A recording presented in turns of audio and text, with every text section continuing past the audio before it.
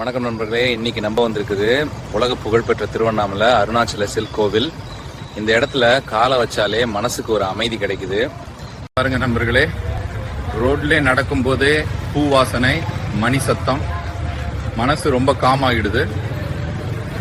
இங்க சத்தமா பேச முடியாது, ஆனா மனசுக்குள்ள நிறைய பேசுது. அருணாச்சல சிவன் எல்லாம் ஃபீல் ஆகுது.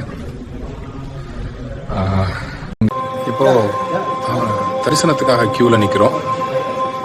காத்திருக்கிற நேரமே ஒரு மெடிடேஷன் மாதிரி இருக்கு. நண்பர்களே, இந்த சிற்பங்களை பாருங்க.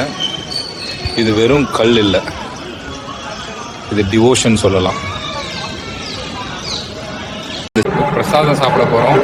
உண்மையா சொல்லணும்னா கோவிலுக்கு வந்தா இந்த சாப்பாடே வேற லெவல்.